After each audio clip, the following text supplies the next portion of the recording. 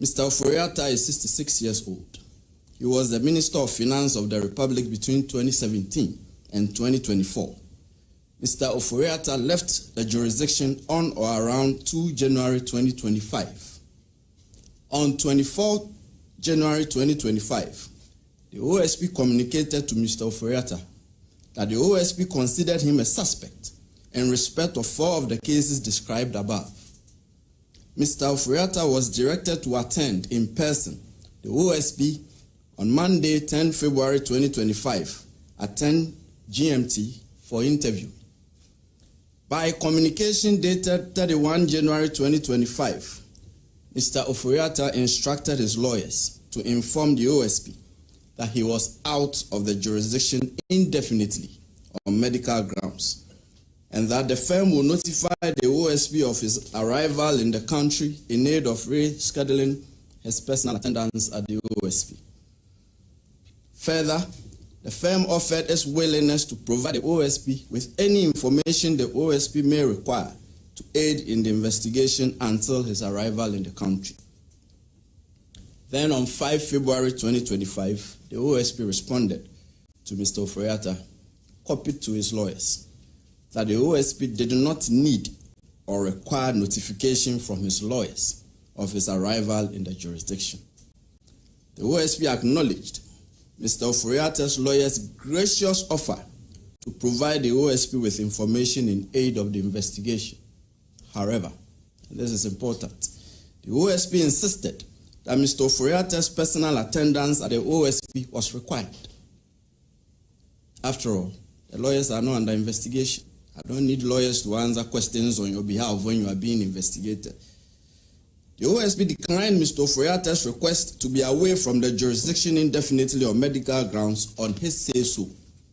Consequently, the OSP directed Mr. Ofori-Atta to indicate by close of business on Monday, 10 February 2025, a reasonable date of his return to the jurisdiction and attendance at the OSP. The OSP warned Mr. Ofori-Atta that if he failed so to do, the OSP would take all necessary legal steps to secure his return to the jurisdiction and attendance at the OSP at our own choosing. Subsequently, by a communication dated 10 February 2025, that is just Monday, Mr. Ofori-Atta's lawyers transmitted to the OSP a generic letter procured by Mr. Ofori-Atta purporting to be from a doctor in a foreign jurisdiction, stating that Mr. Ofori-Atta had been seen and evaluated, and that he was undergoing further testing and management and possible surgical intervention at an indicated future time. And further, that his medical condition necessitates that he will stay and follow up on his appointments. On account of this purported medical letter, Mr. Ofori-Atta's lawyers prayed that the attendance in person of Mr. Ofori-Atta at the OSP should be fixed, taking into account the medical report from his doctors. And at 4:16 p.m. the very next day, it is yesterday, Tuesday, 11 February 2025, before we could respond to the letter that came on Monday, the OSP received another letter from Mr. Ofori-Atta's lawyers. This time, it was an inquiry. Mr. Ofori-Atta's lawyers wanted to know, and they stated that they were informed by the household of Mr. Ofori-Atta that in the morning of Tuesday, 11 February 2025, that is yesterday, 12 men, comprising 1 police officer, 4 military men, and 7 other men in plain clothing, visited Mr. Ofori-Atta's house, and that by threat of force, they were able to enter Mr. Ofori-Atta's house, and they undertook an exercise purporting to be a search of every room, office, gym, and other spaces in the house. Mr. Ofori-Atta's lawyers then inquired if the OSP could confirm that the actions of the 12 men were the instance of the OSP, so as to enable them to decide if a contractual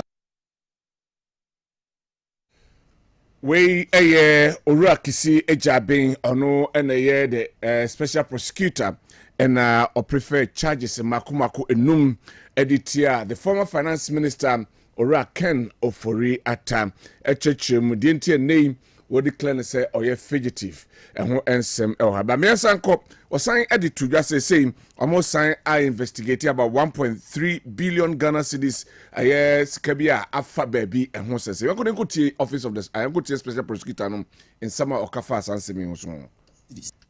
Third, the OSP has also commenced investigation into suspected corruption and corruption-related offenses in respect of an alleged embezzlement of 1.3 billion cedis from the Unified Petroleum Pricing Fund, UPPF, at the National Petroleum Authority, NPA.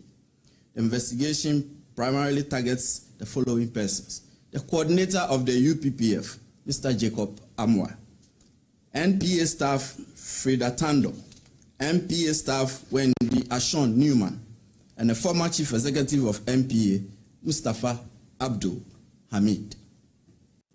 Third, the OSP has also commenced investigation into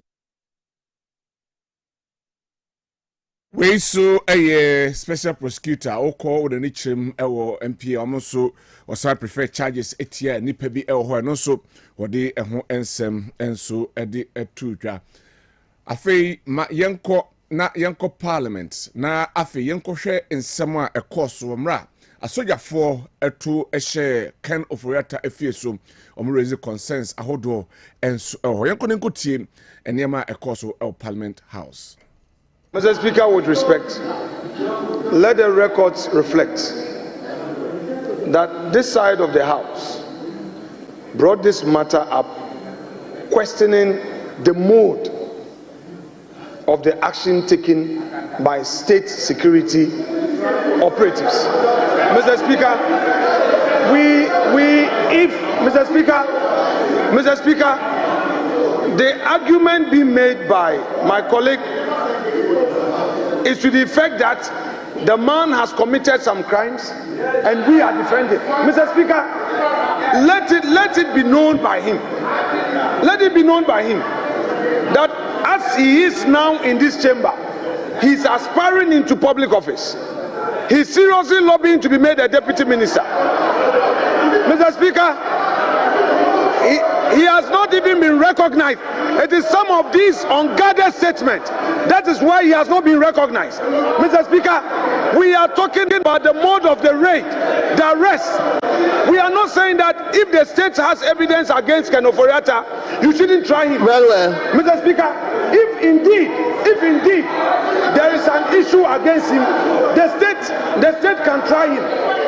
Then he can have access to his lawyers. Leader. But you cannot accuse him that the man is guilty. Leader, I'll come to you. Because you have your time so that you can address all these things, please. Mr. Speaker, he has to withdraw that part of the submission. Mr. Speaker, with the greatest respect, take it easy. He didn't say he was up on a point of order. Mr. Speaker, he didn't say so. He didn't say so. And please allow, he made an intervention for the good of us. I am back on the same level. Please. Mr. Speaker, I agree with the Honorable Leader of the House that we should tread cautiously. Rightly so. But, Mr. Speaker, we have had a colleague make a statement for Hansard that the respected senior member sent soldiers here to kill us. Those were the words. Mr. Speaker, in the same spirit, we need to be careful. Two, I have publicly acknowledged the diplomacy of the majority leader, and I have no reason to doubt him.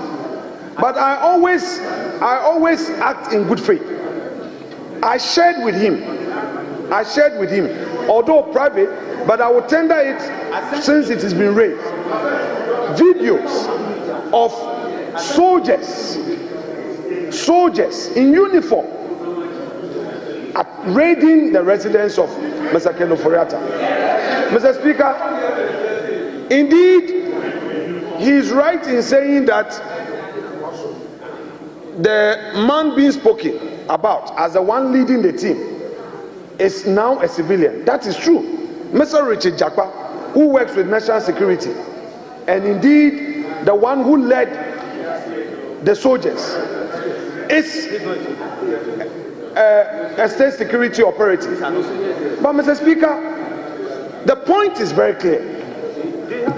Are you very sure that it's a state security operative? Mr. Speaker, he said so. No, it's not coming from lawyer Dominic Brenya Otri, on a legal practitioner. Yanko na fe aye nsema betodwa efa cases na OSP I prefer against some members of the party umu etwemono yanko enkodi eho enkomo na the word fugitive no yebam rema am say obema yenchiru ye. Good morning.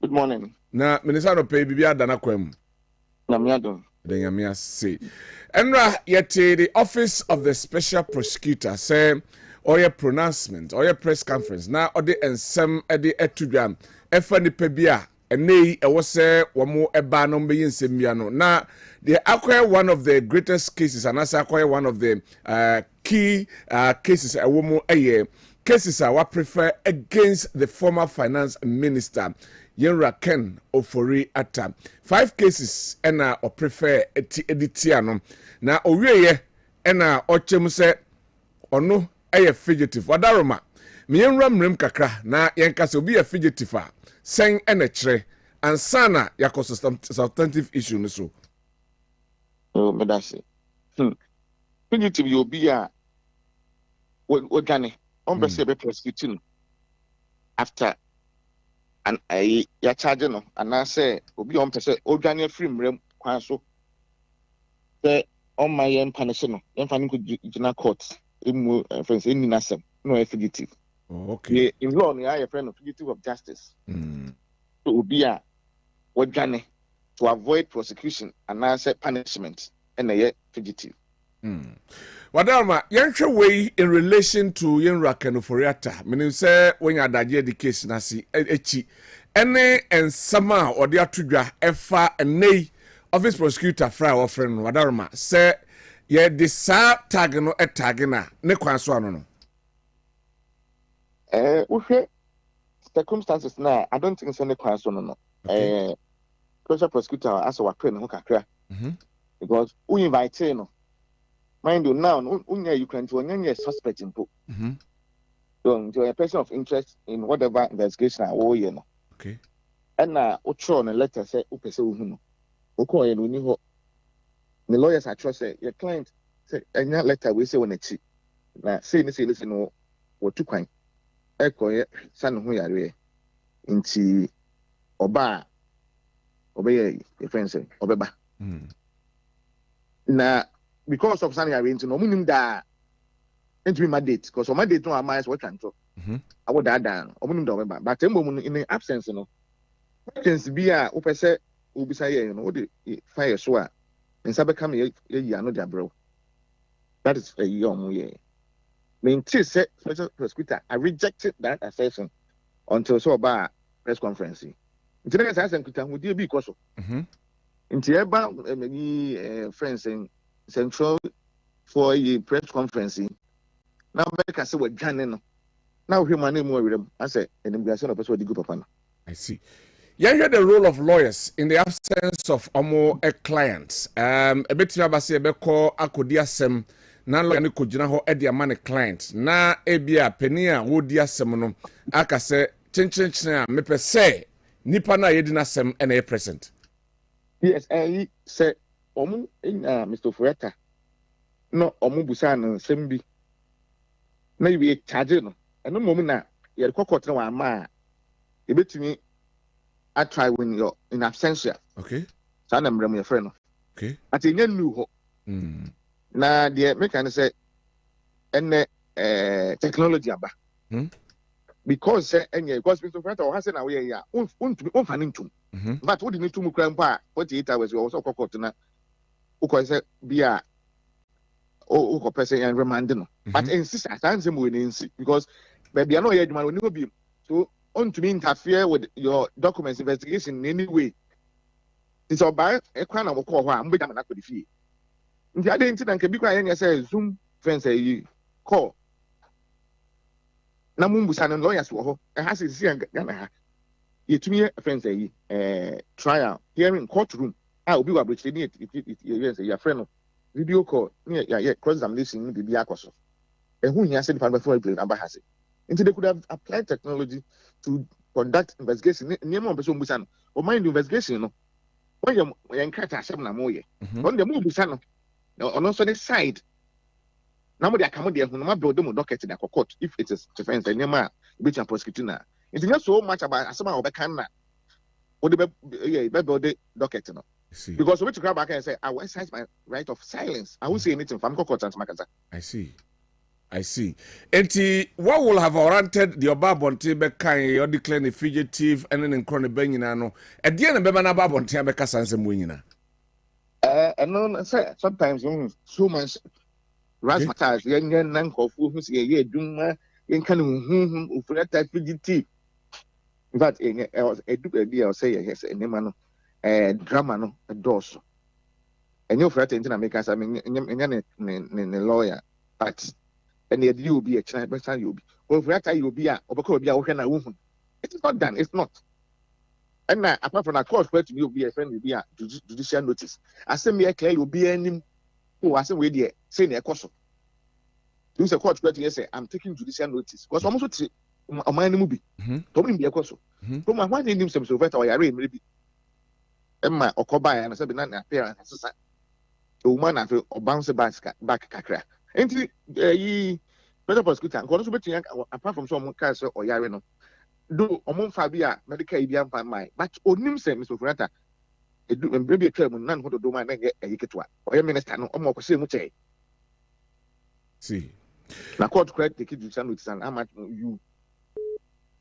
But Lord, how do we balance these health issues in line with law? Sebia, I'll be Ebeka Sebia, when nana yadi and suna ompe excuse man. How do we balance the two? All that they need, me say, modern medical excuse duty or report to be baba. And yet the details, because medical is a confidential. Okay. However, criminal justice system, no, and yet prosecution is not persecution. Okay. It's not about say conviction if I need to man say a fine and whatever. No, that's why what the obi court criminal law and no onus no proof no evidence no what prosecutor no so and what to make a clear it ignores the benefit of the accused. In the case say you prove the guilt of the accused person beyond all reasonable doubt. Anytime there's a doubt, get to be paid. To say you pan yare. That's what they are bad. Nipo yare say stretchers now na court say o body could do honest. No persecute. That's right. Because you say justice, different criminal justice system. Okay. And yet say Sharia law say and I say be military be office say or time for being who show power now they not to okay in go for to my myself. I see. But under democracy in the idea some day no a prosecution, and prosecution is different from persecution. I see. And in this case, in your own perspective, what could the lawyers of a kind of Rata so dear no better because see a decline as a fugitive. Dear no better. I think they should respond with the medical excuse to say, oh, Yanni, the catch was saying, doctors not assess the situation, but they can't give exact a. I will be updating you. I see. Who himself criminal law? Action in persona, as a panel action and kind of bush now, the getting count. The corrector, Sabi, Touchwood, who from says assembly, who the assembly. That didn't know one person the panel. Or best time we are at transfer, no, you're born to call, do not could not call. Next say, when you're the veteran, no, we are not what didn't call Nasabi. I come to the suffering and I've been winner. Do you see some politics coloration a woman, dear Cosby, because it looks as if my main place implicit me pay masters and I say a beer. Their course so about that element, Yansu and Yebin. You see for something of that nature, case with me. Me swan some and I can say, very prosecutor or a act of parliament, a certain now money tenor. And this is on certain grounds between the Yes, I was 7 years. Okay. It didn't go for a termination when the corner you point to one going to be in the I see. Who you said we judge it, and so we is it. It's woman grounds to be now man hearing answer, you know. I don't see why Abayas Senti be announced Obayasa. But Ninginamo and Confuano. The budget will be behind from executive. And now, Obiti Misuka, Nema or Peswa Dia, Dumani, executive at the man. If Obiti say, be to please, the whole cannot be, but meaning Nasobia, meeting the Casabam, if you say a drama and win here, they won't be paying. Yeah, and some the pass of the buy. Sir, I get not with a friend say, inside of court, no, Yako Cano, a press conference. Oh, as some no one build the evidence, legally verifiable evidence, Uncle and so Uncle Kota. Who quite judge the Burgu. We are not a press conference say that is no M1 no say, wow, because we don't to was. Oh, I see. We don't to was in that watertight evidence. That will secure a conviction. And not you say, oh, over tiny panel. You see, I say, what kind of press conference with Johnny? I want to say, so that we could defeat before Rambo style, no, and campaign. See, as I would who put the fear of the Lord in somebody, and then come and then I'm now I'm right, man, and say, why, obviously, I'm now, and yes, I would declare court to run with them. May I share the essence of this office of this prosecutor and as against other prosecutorial bodies what Ghana Hanum?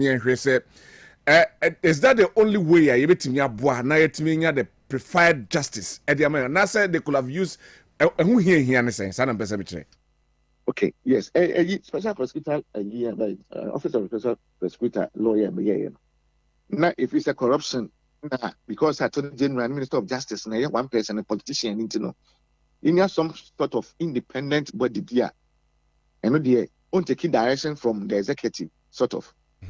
Politicians are very interesting. Article 88, Emma Attorney General, the sole right for prosecution. No one delegated be a police for Senate for Senate violation of events, a payment of Senate contribution. Yeah, they design the market and getting sanitation. Almost derive on powers from Attorney General. If you speak of prosecutor, class or no, derive the power from Attorney General. I see. But I'm not down memorandum say you know be independent. But on your independence, sir. A cocoa stress agent so. Or yet, Attorney General could be stop because you must go and seek clearance sometimes from some of the from Attorney General. You must inform Attorney General.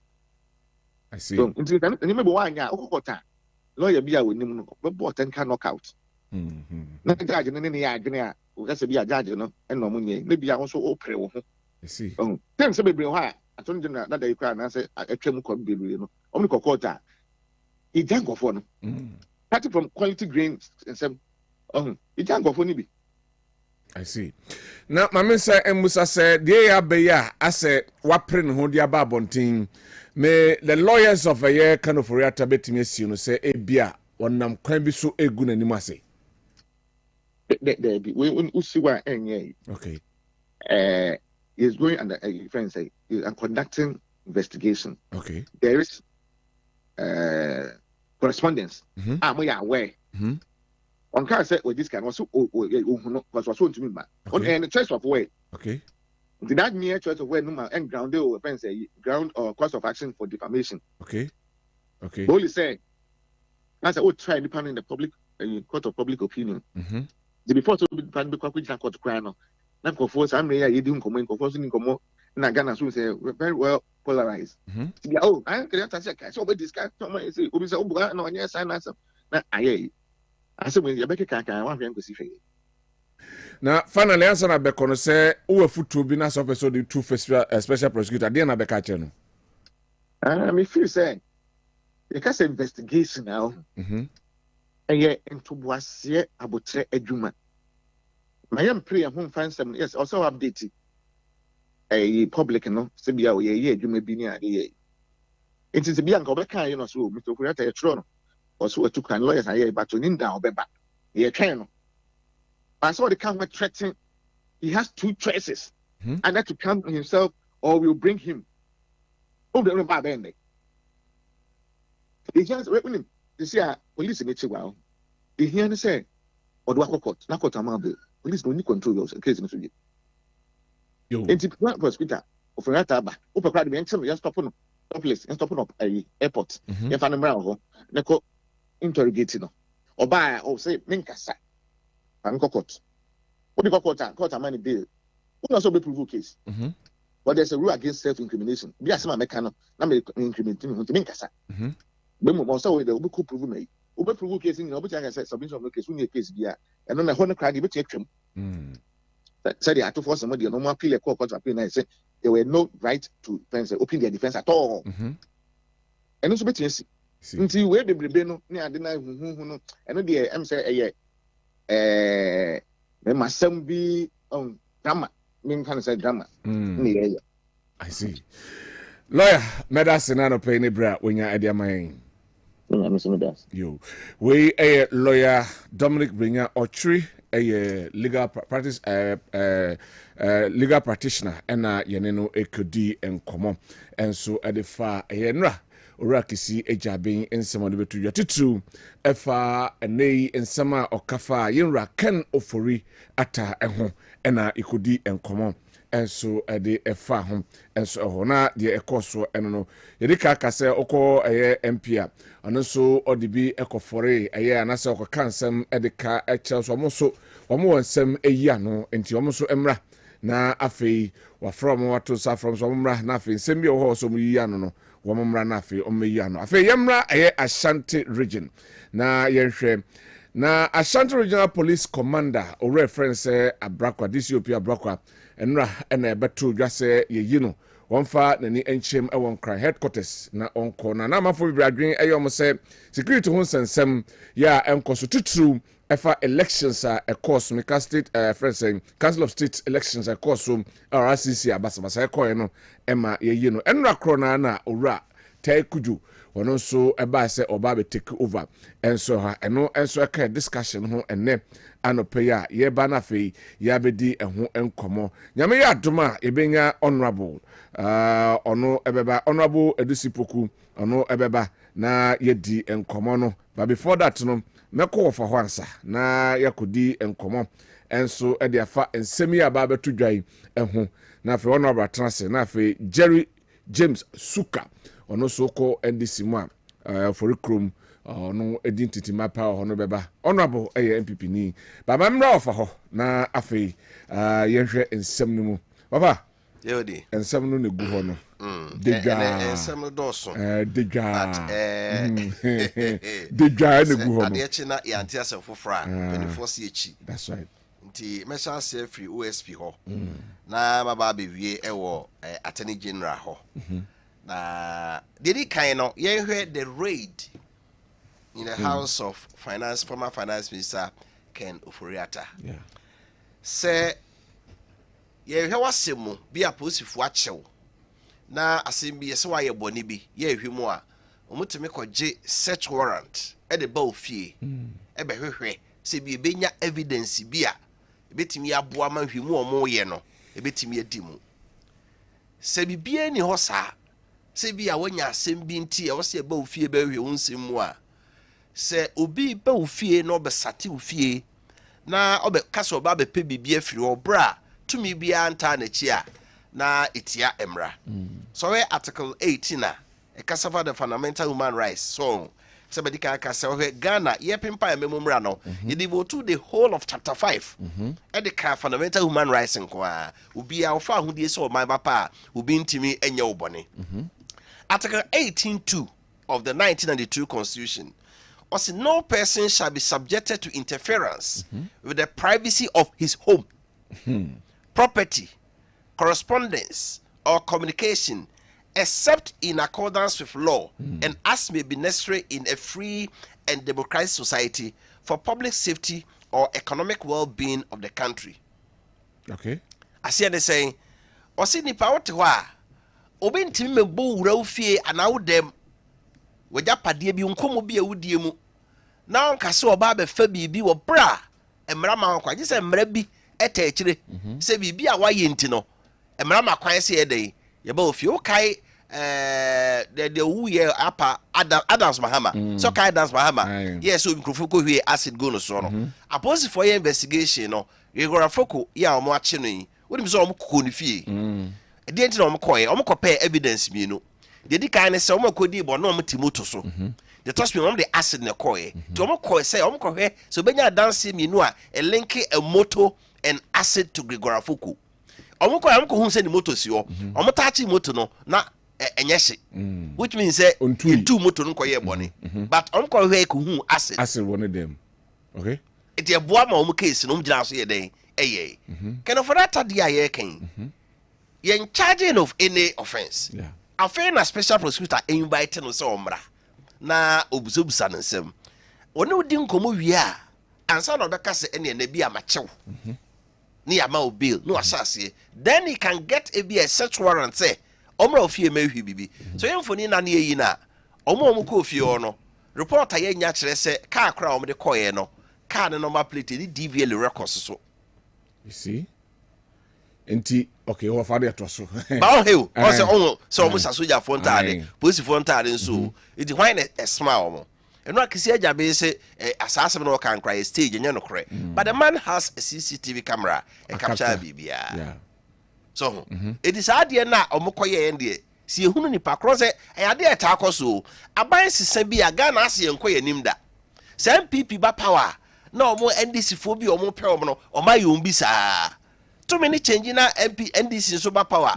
no so ye bi obra omo nyina constitution obi e kura bi aye kan bi say your rule of law it is say dey ye but they keep on doing it where aye kan ubehwe mu a ke odi sanye say CCTV na capture nipa na nimu a ke be ya ye hu nipa krom ko yes ade I say dey omo nim ho ye hu omo nim eti obetimi ya say be kwa kodu ba bi e wo se duru no no so ya asem foforo no so ya asem foforo na ye mra substantive case no akisi ajaben o de tu dwa ho na one lawyer brenye di nkomo na busano ke odi se ka se wo ye fugitive a enya asem keto o say the word fugitive odi say asem pa de ato so say obi a fugitive Osama bin Laden time ka so ye fugitive no declared wanted a person who flees a country or location to escape danger such as war or persecution.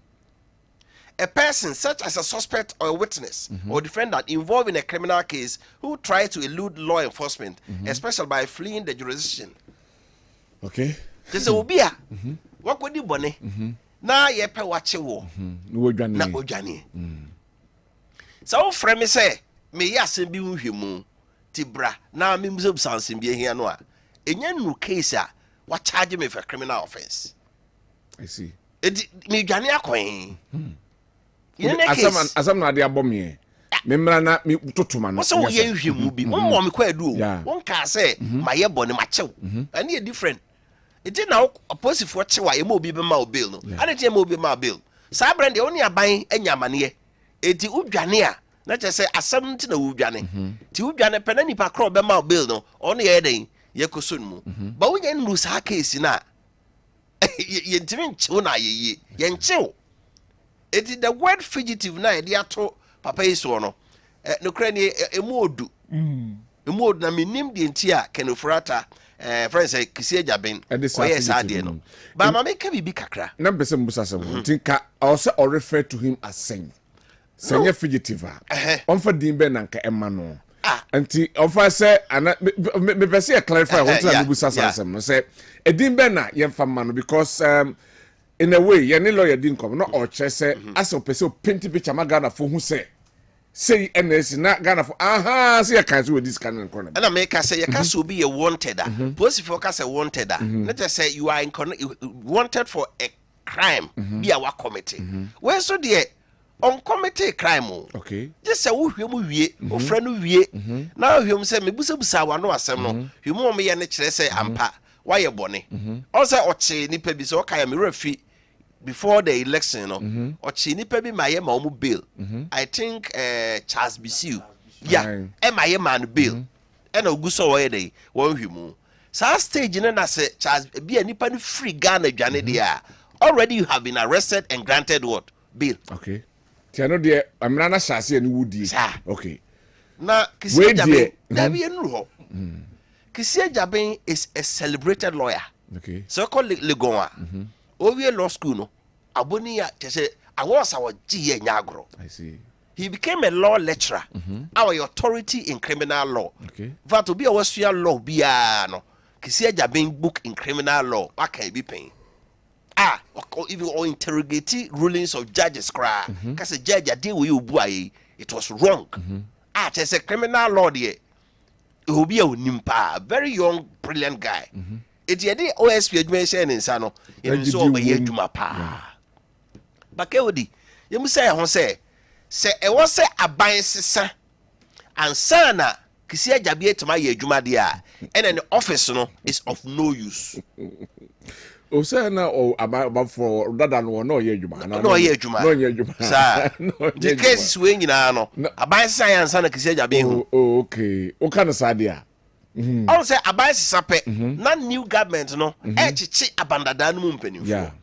And ye nyina traga na akase da bi ye mpene saa aban ne wo so a ya ne ye tidwum die ho nsem eti ye pe obi obeye independent on de wonye se minister mampani bet mayi na di kiranko a won se domik na ye ni mama bet mayi na di kiranko a ba wo na wo ye special prosecutor de ya ma mfie yeah san fie nso no ye se okoye boni bi se na lawyer kan se de kwan ya fa so tu judges so no enu abi nti jo mama ntimi sori kiranka se wo yi Kisia Jabie di. Eti na do kro do si so no. Na wontimi nsore nka nkere wo se wo yere. Wo wedi. Eti tie na usuru a. Okay say SML ne PDS okay kan. Tambe na wotis asem wi. Da. Eti OS sa tam ni na na onwie nhwemu bi a obetimi ai date Mustafa Ahmed no ne wo mo a e ka ho ni na until power change. Power change yes at any general bay. Obetimi akotata MPP fo nyina. Do wadwuma na wo ye no. Mfa so wo Sunday. Yeah. I'm at the office of the prosecutor no adwuma no. Asa go back to nema dada na. Edi kanoforiata. Oyo bi aye nyina ya bono sobo. In fact, me amete MPP nkugu a omudi ye last election. Kanoforiata how he managed government economic and financial listen. Okay. Obia unsen wa bon. Hey, I to be kind of sir. Is here a phrase kanoforiata. Wa bon. Economy there wa bon. Ade anu ni ma no bosiabo. I see. Or de tax ma bosia sa na Ghana bedu de adri. Nanka MPP ministers MP so mko jina say na adom pam kanoforiata o me say. About 80 of them. Yes. No bon, papa no bon. Okay. But eno so nkyere say ade we ya bai say environment kwan so ane e be kasa ken o mismanage Ghana's economy ntino ye nyina ye condemn no. Enkasa na ye do yonko chena ye betim de ade. Yeah. He didn't manage the public purse well. Okay. But the back asem di no dia you're wrong. So when you let the lawyers no try any baby. The lawyers have stated say, "Oh yare, ya no, our hospital or Ghana into your choir sabia. You were yadi bi ho to choir. Here be any details of the yadiano. Ubia ntimi nka. Yeah. So confidential. Do to fan to say or call beba na beba china. Time abandon say nyina wa anye hwe. Abai say na anu ye. Say oye bibi no aso na John Mohammed ni o mampani ani o se den obi ntimi hu no. All right. Eti me dia me gidi say you should come again. All right. You should come again. Said the no ode abufuo e be gina ho pa na o describe kanoforiata no. Well, say emra. In any case, who your lawyer? Honors me for lawyers. They will be a faculty court. Okay. Na me nyini say kanoforiata adwane afri Ghana o magana biu. All right. E dey ya obeba. No banso a the omu bia no the lawyers will meet in court. Na hwemu bi omu bia dey ya to aso. But Kisia Jabin could have done all these things during the time of MPP. No prove what say what buy what power. So ye boni ebeden. You betin do afamra. That was the essence of the office of the prosecutor. That is the essence of the office of the special prosecutor. Yeah. Because ye said Dominic Ayene wabe. Ontimi nchibi okuyita black one ko court da ge odi NC. There be. Ba wo special prosecutor there. O betin aye. There den na ye na. We na am akwa mo amfa court kwa waka. O dey about na do time wo anya bi. Na wo twen ya ma bada na afi na kri odi mika wo ye sa na ma we nyina. Sometimes maybe we say now say a populist approach. Right. Yeah, to me, you know, I don't see the reason why I say Anima way. Yeah, to asoma itimi ekososa. Now, my member Attorney General, Dr. Dominic Ayene, on the a very simple. And Robert Churchill must say, Mampeni Joe Mahama, enye clearing agent cases na wa drop no nyina eye ono a KOD eya me ya say a lawyer of his caliber or can say eya me ya okay article 88 of the 1992 constitution I want them share attorney general the juma I mean kai kakra bi netie there shall be an attorney general of Ghana who shall be a minister of state and the principal legal advisor to the government. All right. Because will be a legal advisor. As I say, okay, into utumifwa. Can you do something without Debbie? What I say, Debbie. Council of State bet me appointed minister. No, kasi in the two bampeni funtino. Ye as well as his own minister. Can it happen? Debbie. Oh, now bet to me for say be a Mr. President. Me buy me here and crate mono. Case A, B, C, and D, D. Ye the court of bedding. To offer Mamuso. Can you, on your own volition, bet me ask Soraka say 1, 2, 3, 4, 5, make him without the consent of the president? Okay. So what now? Be kwa catch the president say. Me buy ya me here and crate mono. I don't see a fan same way hono de. Me the court of bedding kugu. Didn't go why and imbegu ase. Iti. The person me catch or say me drop us a case we. No, I sent it. Una unim renting go ahead. All right. For you to come and tell us say, what Dominica Yene now do paye. Wobra mampenina utunufu. O ma kwan say ye no. Asem we Kewdi echirum say semantics. Anyway. Mama traso. 882 no. Was the Attorney General shall discharge said duties, other duties of the legal nature as may be referred or assigned to him by the president. Okay. May be referred or assigned to him by the president. Or imposed on him by this constitution or any other law. All right. Debbie. I see. Bibia obey bia no ko. Na de akotoma mpanyin nim se me hwe enkrata mu no sa nipa we ade we o ma yenti ase de o me de ekokot. Otuma mpanyin fo. So nti mpanyin betimi akase da bi we de be ya den. Ja kire die. Be de we de to aso. I see. Oh. A friend say okay abuga pay case no.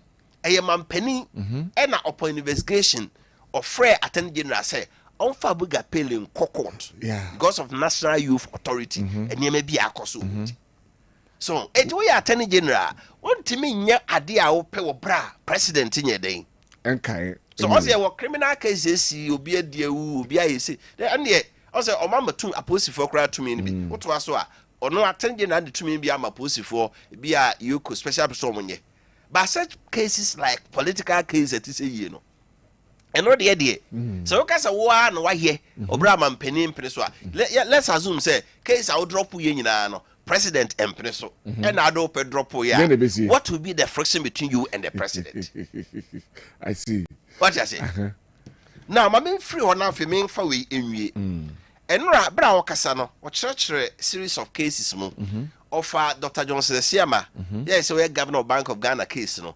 Actually mu say sika bi ese wotuama bank bi omodiaba ba ku bi aka so bank ne sika bi da ba bi e betomu a ebe so eno nti hu hia na ya train te na memo kra kire say ye nya case na chidie okofa to poni de se nipa obedi adanse kire say local fertilizer na odoma akuafo na ye nti case no ye to aso a te so hwe case na nye se case no senkrofo bi dinkugu ena okofa call down that de e be kire mu say sika no kra de abo call so mutu a 200 million nyo no nko a other ministers sutu bi how do you charge on nko as why say what that this thing tells you it tell you say so the kokotwa microphone on benya dey obenya omo fa hodi so why don't you let the process go na yen clear omo once ma catch you say tachuchikata you did not something to afiase on friends say you could do amo wa be ime no and na mampani dada kofo ne term obeso no o man presidential pardon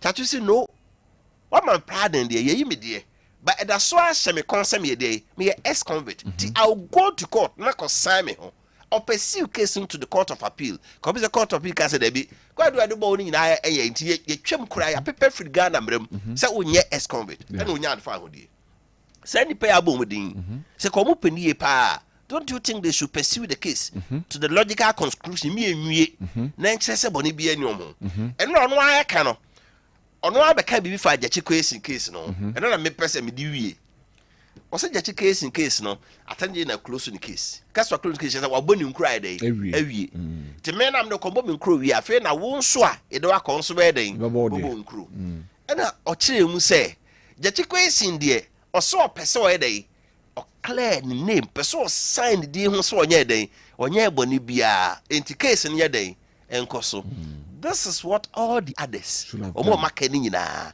kɛsɛ. But if actually there were no case against them, I think it's son or some, me take Collins Dowda there. Collins Dowda there no kind of 500 bis can you su be? Dia can way. That's the question I'm asking. Dia kana e come away. A woman say other ministers, even MPP government, be used to be. If you have case, take them also to court. No more you no. So enti nensam na waka no as o defend by o defend you. That is how me hu no. So enti there will always be a defense.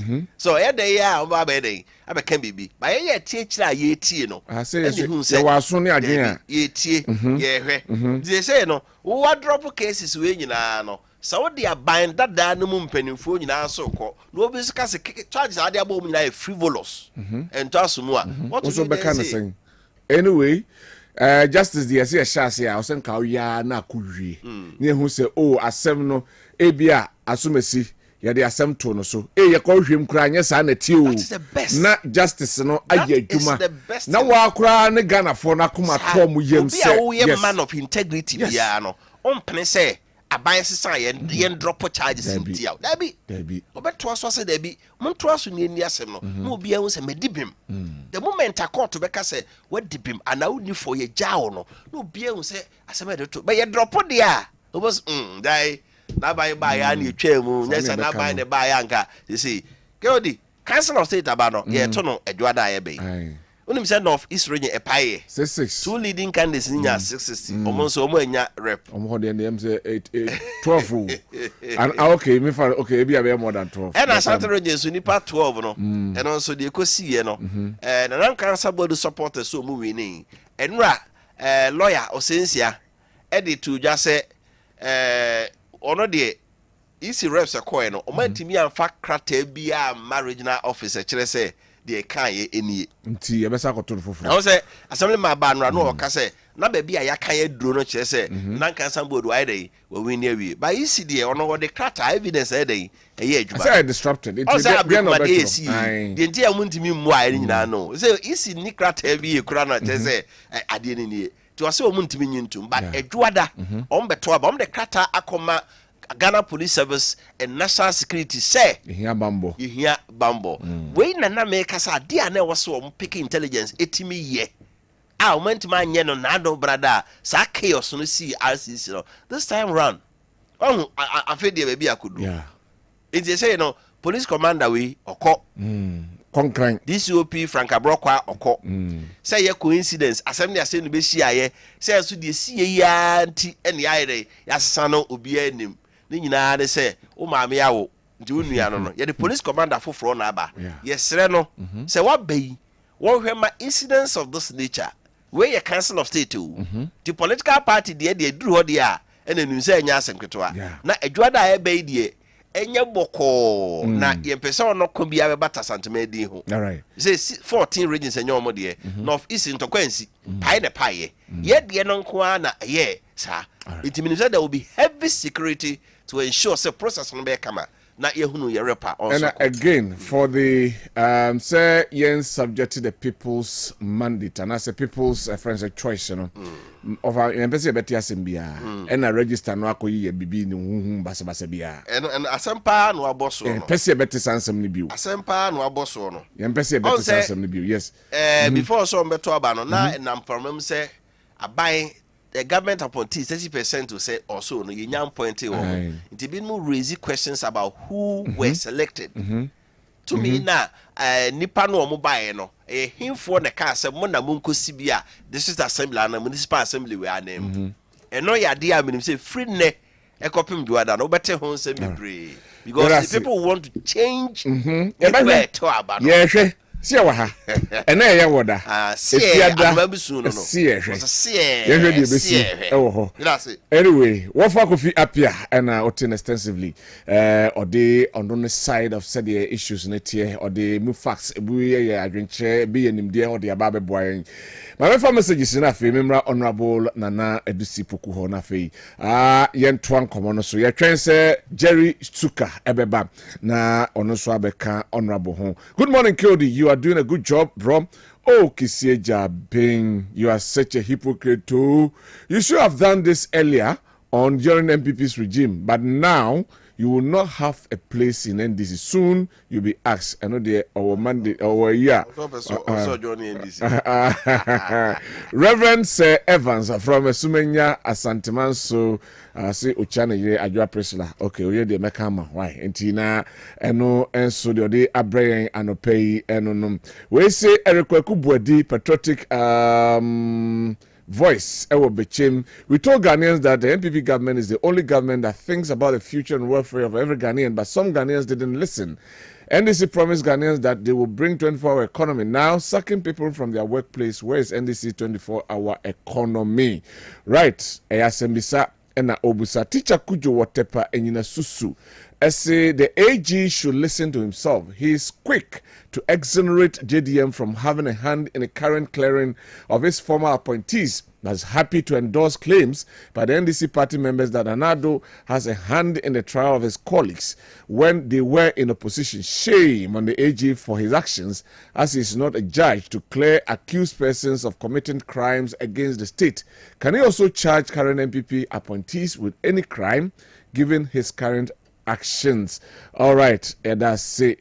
From Capito Goso Menshia, so like I keep saying, if there is any other government to develop this country, then it's the MPP only. So we will surely bounce back come 2028 to continue our good works and take Ghana to the promised land. Simple and short. All right. Also, Yadasi. Masudo Kumasi Bantman say this is not the first time a previous government official has been accused of causing financial loss, and it will not be the last time. All those praising the OSP must do the same if he starts chasing the current government appointees of wrongdoing. I hope you don't later brand him as a Kufuado appointee. Going after JM's appointees, the battle still remains the Lord's. Okay, yada say Lawrence Bwachi, Yefro Buchi, Asenua Asorin Kwanta, Oben Unity Oil Filling Station. I say the object of establishing, the objectives of establishing the OSP is to get a non-partisan, unbiased body to investigate and prosecute persons alleged to be corrupt, whether they are in government or not. Why should the OSP wait until Nanado's regime expires before it prosecutes his appointees? This can only mean that the OSP is a cowardly office and cannot function for the purpose for which it was created. Kissie Jabin must resign as soon as possible because he is not fit for the job. All right. If Kenneth Furiata even dies today, his body will be sent to court and judge him. Say Kabis, no the Biase. You see, because of laws, some people are doing whatever corruption they want just because they know they will use the laws to go scot-free. Mra and Makwan sa. KOD, please, obi the way be a workers below. Okay, mame fine no si ho answer. Evangelist Abel can come Bwedu Ewo Asante Achim of us. Good morning, Mr. Kyodi. We are sick and tired of OSP. Mr. Kisieja Ben. This man is too hypocritical. Greetings. Okay, and also Edia Odi Abe. The rest of the messages Meba Nafi Mabe Kinkan Edema. Baba Menko Honorable Nana Edisipuko. Honorable. Yeah, Minia. Good morning. Good morning. Naboko de. Nyame adom na mompaibo. Ede nyame ase. O district muso boko. Nyame adom. Pesu aso bibia boko. Nyame adom me hoye. We former DCM Asunafo South. And nei wabeka yensa. Ye twense Jerry James Suka. Papa J, ono for Ikrum constituency communications officer Edema NDC ono so ebeba. But me shall say with honorable yen shall say from OSP ho na be shall say from near in sema or the atudwe and some no chemu mienu broadly mienu specific one echo ema yera ken ofori ata and the other 8 people are almost so about 1.3 billion be a home and some and also MP home and some and also the aba abetuja. Dr. Hamid Mustafa Edin Ewumubi. Yenhwe ensema odi tudwe na menhwe de wo eka ede efa ho. Yo, edi ka ma mencha o ne otie for enano pena. Ja mecha ofa. Ogowe na menhra ho. The Office of the Special Prosecutor.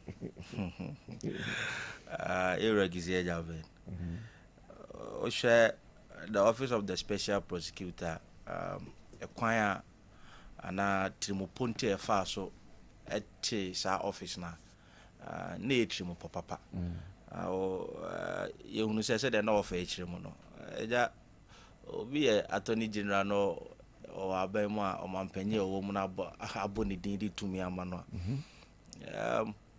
se be ya na edin se ono ane nkofo a ono mu te cabinet no so obi din samoni a obetimi ama mra ne nedi nti na Ghana fo nyina no ya adwen ko be nkrom dodo na aye ne se ja at gate 8 no tumi na ye dia ama atoni gire na waponi bi ama some of the police near the na yempone kakra ne mfanti office bia ono de ebe man fixed term of office obia ntimi enyinu mfiri ho keke na ontimi enya adwen papa na omfa endi dwumaso se de be ya sa aban a waku aban a otimu obi di bonsamone a yetimi amamra ne nadi eno na ema yeti Office of the Special Prosecutor Act 2017 that is Act 959 yede tesa office no na minua o hwe de course enra no kreni me hwe press conference no me hu dwiri me sa me hu dwiri me pa me hu odwiri me no ye enema mienu didi kan o hwe yewura kisi ejabia mini onye ni paketo awo o hwe nimdie awo o ba criminal ya onye ni paketo a nkrata awatwere enti obi oho no wo se nimdie na ya na nwanwa se certain petty mistakes bi ade bia obon na ya nko yenye lawyers kra no mistake bi o ha yenye okay na ono owo se nimdie no ebetimi aye sa mistake no eno ne ade ba ko a edikan me ho dwire me mistakes be na ka ho asemi me ni ameba ho de tosu mi no o se asamo ba o ye leader na o ka asama ye show udimina o disposition how I will see cancer no I said the man was so emotional as I said bio saman samaya kosia na tamfo na o saman no I said o tomfo mana tonkwan mo ho enti de ya no maka of asejo ozi no krama no say epel I said epel ne nyam okay I said the quiet demeanor na papa no faso de kasano I was like wow because I said ya targeting nipa na yenya nti kwan bia so say de ne faso nti no aye so emotional me gidi ye say eno ka ho binti na mistake bi o ha ye no okay one Ghana obi amro mra so and da bia me adusi boku ya meka se bi o me babu na meba Ghana sika no se bi o enso yen enti se wo ya aban mu nipa ana wo obi na don sa bo Ghana sika mu a se mra no ni udi eno de masa o konkura na so na aho kire bi na mu a anya se Ghana sika ye mo akwanya na se ye mo unya akwanya bi se wo hwe so a udidi agoro because a person na ebi adon sa bebo no ebi anu timi ti obi nkwa yeah enti eno ne de so obi akodin samone ne etena beka na wadin samone ba yesa aban no emra ni jahano ne da bi menya so ze obi ana adwen mu da obi abeyesa okay endi so obi di ni bone no de eyesa emra no ene ne ye adwum nanso so menua Ghana ye ni banana republic okay Ghana ye de mra ene ye adwuma enu ntino eno ndi na so obi kokum nipa kora na ye say yes ye dey for the due process me ne enra asemosi me a government appointee January 2nd my letter dey akoma me chief of staff sem hododo me nti me call amanone na makọ me doctor so no makohwehwe mapom dion me koye 25th January ne na watwe miensa ne na kakra so ana special prosecutor aye letter ebre me se o ohia me ensem bi opese me ba na ototo manu no tie manu masam nam so mentiapo senso me doctor egu so hwehwe me ehwehwe me mapom din mo de bia me ko review o hwe de omo kan doctor na kan kran bi a possibly match ma yo betimi aye me another surgery ye nyina nim che papa no ne ho edodo no because me 2021 yes are appointed no ono nko anniversary di 2 days because one day no me na na odin enti Ghana ni bia nim che papa no ho dodo no ena wako ne lawyers atwere dia bro to the extent say ne medical doctor na all hwe no aye letter e dia ba ama ne lawyers ade attach dia copy wo the special prosecutor me nua hwe letter na doctor no etwere bae na we nya small hospital no aka say hospital a e won fichiri nti wo ka say obetimi afiki ana ntimi hwehwe or see to whom it may concern. Hello, sir or madam. Mr. Kenneth Nanaya Oforiata has been seen and evaluated at Mayo Clinic in Rochester. His medical condition necessitates that he will stay and follow up on his appointment and undergoing further testing and management, including possible surgical intervention in March of 2025. Please contact me with further questions. Okay. Dr. No. Venye Ubikeke. Dr. Ahmed. And what diaba. Until you can get in touch. Or say be bitcher why we be some. Mini and a date yes. And a 13th. Indeed March within 3 weeks here. Indeed you are the problem they say. And to the extent of Mamu so minim say emra nimfo ne omo ye emra no so beba bonten with son of this na ono so an investigation e bia wabo onya anase ohu say bia de ne buy na frivolous there be o wo say o fremie bisa masem na menua onim say za okwachi obi a say police ni kwachi obi a e dey asem ne anom di ka kire no or say you have the right to remain silent as everything you say will be used against you in the court of law. And even cry Yewra he can choose to remain silent. Odiopa Yemfra Yewra Kenoforiata he can choose to onkasa. Take him to court. I see. And what is the issue? You see it as abuse of office by the OSP. Mini eyes clear. Abuse of office. To the extent that what declare Nipan a fugitive. Minia? Nana lawyer cause no cause we there ordinary for defamation k and never headlines. She Yewra Kenoforiata. Check his performance as finance minister Tonchai. She there a year banking sector a dear wanya in the banking sector. And ya Ghana nko. She the reputation of mine wo. She ni investments waha. And all the newspapers headlines, he say, "Oh, you're wanted," and you think that I affected the business now, or you know? They will be affecting the character. When you're credible, yeah. So he can take the OSP on for defamation. All right. Tuni lawyer no kasa. Okay. Because media one, all declare be fugitive, press any charge against him.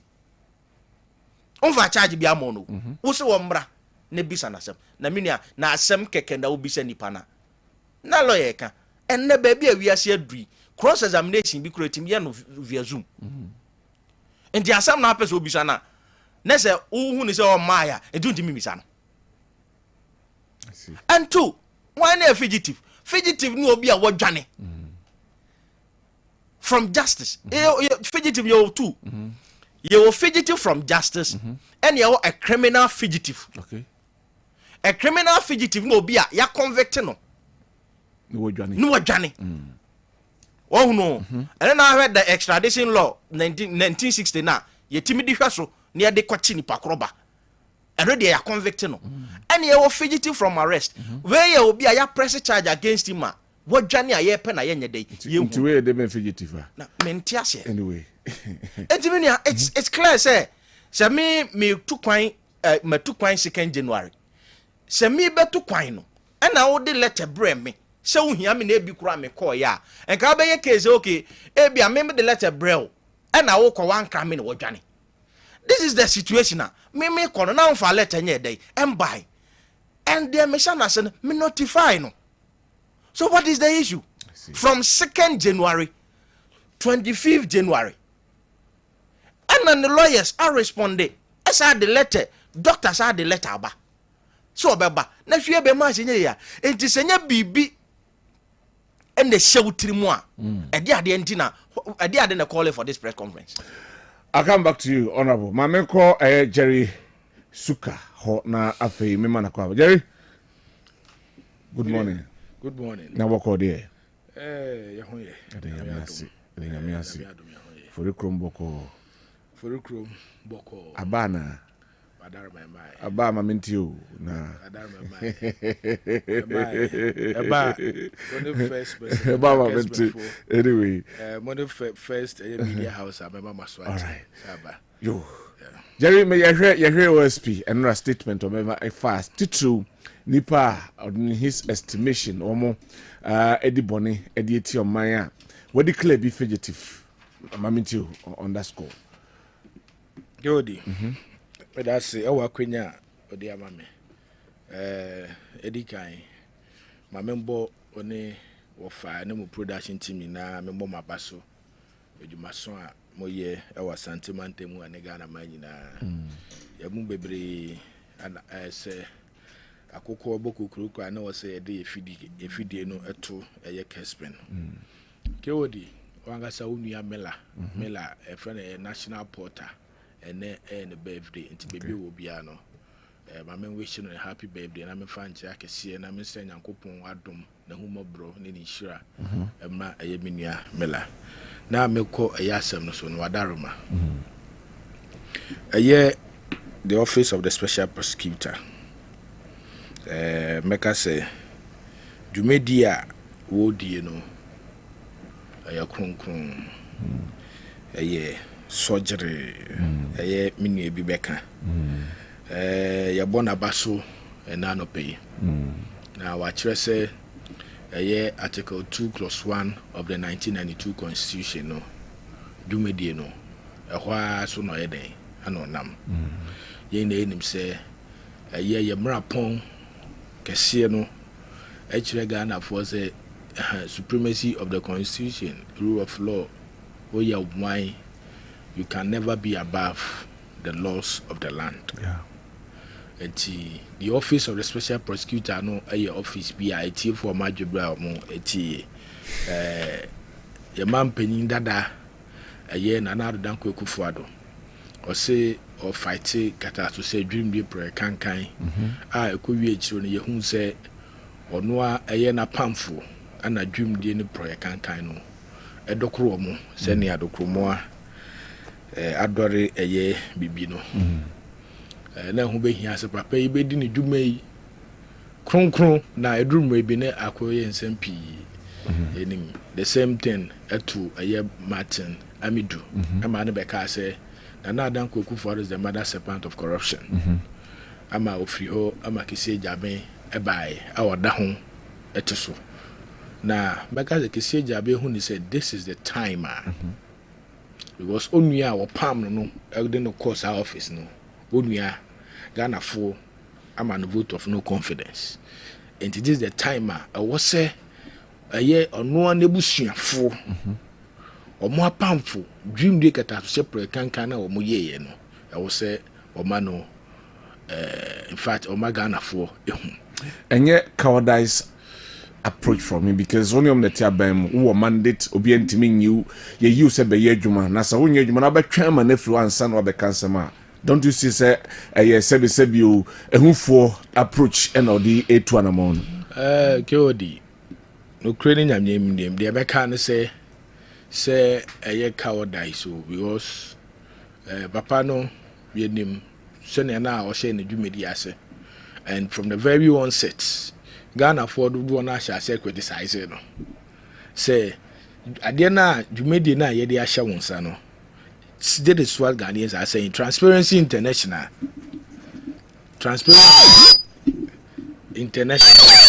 Womo several of the Babonti na just MPP abamu that time no in fact very corrupt and if you have a specialized officer I was say one fight to say Jim de Kankan there's a meaning you are not up to tax but Edru maybe some of our criticizing him said you made no onion so say a cowardice so me I don't want to talk about any cowardice but what we are saying is a year me wofa and I'm papa ken for yata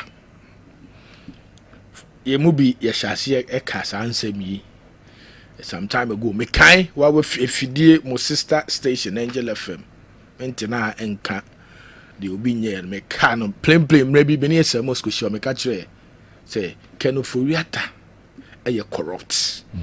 I even stated emphatically say ne dwumedi bi a odi na che so ye kromfo. I won't catch him say me retract him because me retract munya evidence be against you whatever it is no you just go conclude as ne dwumedi bi a odi no e che so ye corrupt.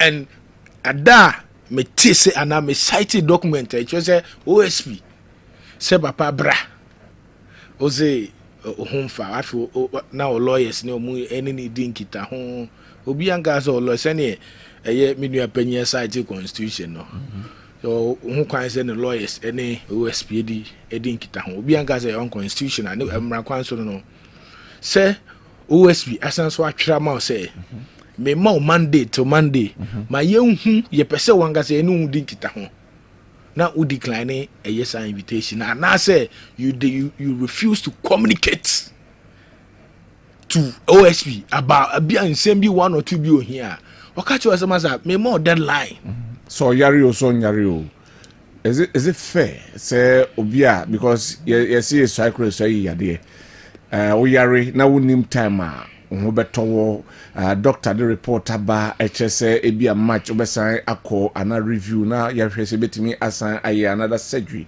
on you na obegina so na still a waka say is it fair even as human beings you for OSP no kran to ento KOD wadaroma obi yen kase yen komodie bi we are trying to be very wicked in our discussion and all that but the actually say obi a ye fi se wafa eye kwan bone so na Ghana sika kwakodi no hobia no irrespective of onipa no condition to intake lame person bi so and discussion be do this level so yare because yare there evidence was yare into untimi emma will you force the person to come you cannot force the person but what declare say or you fugitive and say omomotia say me declaring him as fugitive no it is enya ade bi America say OSP wanya ade na wanya ade o OSP enya ade me kwa da me say omo fa omoma Interpol bebi owo bia na fa namra those so yare yom fa namra na yehu say asema papa ne ka no no kra say nya no kra lemp minu papa ji ana say minua kwa me bi oti bebi a na ga say we be discuss ne I see. No one is above the law. Okay. Yan discussing and so ano yare ye person massage issues no. Sike bia afa afa carpenters. Ghana fo ehun ye piano ehun be hia say OSP ne dwumedi a wodi no ye de ye beka say won koso no onye ne sa and they need to say sika no omo ne sika na eba. Because sika no na eba bebu ama ye sha say kan ye no ana kere fa na Dankwah for about clear Now na point is no clear omo ana ntisa ene SMLD no dipa na campaign no ke wodi campaign no yesi wo de ka eto wo mchia to campaign na makwa agofa so magigi eye eto ema Ghana no enye sika kuma ebru 750 million 750 million enye sika kuma a mode masa campaign no afi campaign ni sanso de Ghana odiyeka eto na ntimagwa musi Ghana fo ntua na makwa agofa eye campaign no it is alleged say a mwankasa mo organization MPP for na Dankwah Kufuor no ne busuafo mwankasa mo company na mode aba na mohwe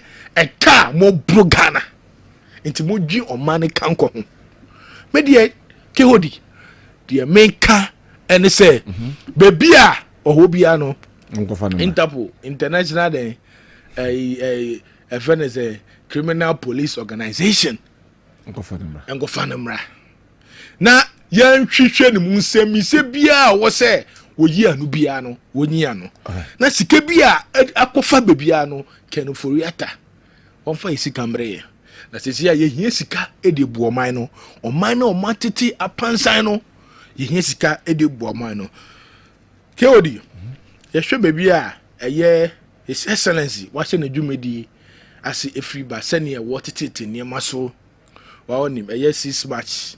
We'll talk about that one. You'll talk about that one. We office of the prosecutor, they are enough. You move on to the next one. And to Kewodi, Wadaroma. Now, me besemen come for na me who say, me ma itie for NTS say. Sikebi akwako di baby an. Ozi awa onim ora. Operation cover all loots. And so I no jumedi we appropriate court say de ko. Enye sike kuma sike betimi a recover no. A bro te say by times 50 of sika abribi ekwaje no IMF. All right. What you say? Enti when na is a serious attempt almost 21 billion no. I get 3 billion no times 50. Na say kabo we 7 people. No how when Canada. What how when Canada kakrakai. And no cry say all things being equal. Yodi. When we say abribi na get 3 billion, we were previously less than that. But that's it. But that's it. I'll come back to you. But that's it. Right. Me corner for yanko at an hour report on here. Just about a minute na for yanko. Yes. Metimuni ase. Say baby at least as also finna gu the abaya wako chwo say the substantive wish na ankasa no minu anka ho asam asam na ankasa no onka ho asam or the be man mfichiri sa na akufu ado ayesi na corruption ayesi na ho ane na busua ayesi ya sa se we nu ma ya intimate na se na be ya odi bibi corruption sesi anane ya ho na ya kan bibi Attorney General na dey press conference obey na. Oh, the clear. What betrim quantity or clear na point. Unim say. Yeah, ba ho na ye ba nti. Fa no to asoma me. Unim say. Explanation of the buy. No dey you picking from there. Explanation of the buy. Yes, Attorney General. E file no le prosecute. Enni hu kwan say bibia nhye ne say omra no mechirechiri. But hold on na yentie no mra. Yentie no Attorney General Brazil.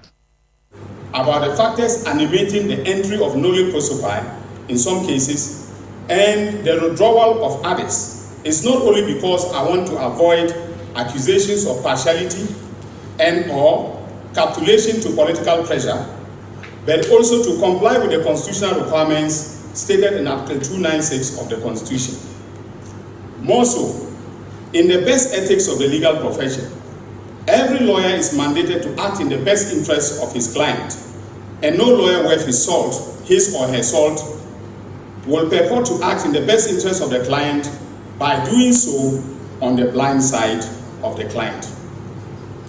As Attorney General, my only client is the Republic of Ghana, represented by its sovereign people. And as stated above, I intend to provide the reasons for my decisions in the cases in which I have either entered a nolle prosequi or withdrawn the charges laid against the accused persons. And I do so to my fellow citizens who have entrusted the power to me through the President of the Republic. Before I proceed to assign the reasons for my decision in each of the cases, I wish to crave your indulgence to provide a brief explanation of the technical difference between the entry of a nolle prosequi and the withdrawal of charges.